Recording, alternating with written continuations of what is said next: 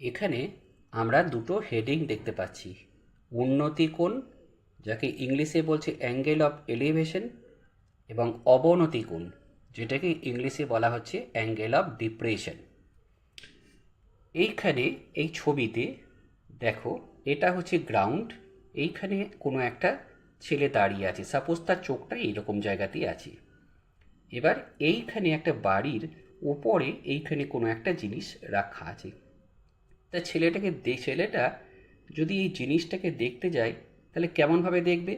নিশ্চয়ই চোখটাকে তুলে দেখবে, এবং তার যে আইসাইট, সেইটা আমাদের গ্রাউন্ডের সঙ্গে যে অ্যাঙ্গেল করে আছে, সেই অ্যাঙ্গেলটাকে আমি তাকে অ্যারো মার্ক দিয়ে বুঝিয়েছি যে কোন দিকে দেখছে। আর অ্যাঙ্গেলটা আমাদের গ্রাউন্ডের সাথে উপর দিকে, সেই জন্য অ্যারোটা এদিকে দিয়েছি। এই অ্যাঙ্গেলটাকে বলা হচ্ছে অ্যাঙ্গেল অফ এলিভেশন বা উন্নতি কোণ। আর এইখানে যে দেখতে পাচ্ছি, এইখানে আমাদের একটা বাড়ির উপরে ছাদে হয়তো এখানে কোনো একটা ব্যক্তি হয়তো বসে বা দাঁড়িয়ে আছে। আর গ্রাউন্ডের কোনো একটা জায়গাতে এর নিচে কোনো একটা হয়তো গাড়ি বা কোনো ছেলে আছে।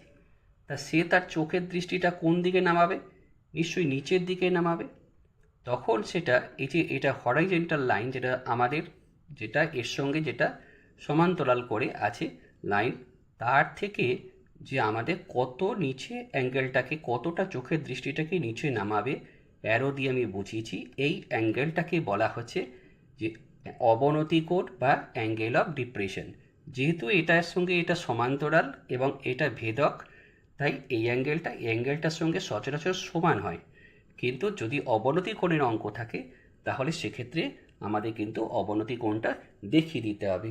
তাহলে হ্যাঁ, তোমরা ঠিকই ধরেছ যে এবার আমি যে নতুন যে চ্যাপ্টারটা যাব, সেটা হচ্ছে উচ্চতা দূরত্ব বা হাইট অ্যান্ড ডিস্টেন্স, ত্রিকোণমিতির একটা খুবই ইম্পর্টেন্ট চ্যাপ্টার, যেটাকে ডিসকাশন আমি করতে যাব। আমার নেক্সট ভিডিওতে তোমরা এটা সম্পর্কে জানতে পারবে। ঠিক আছে?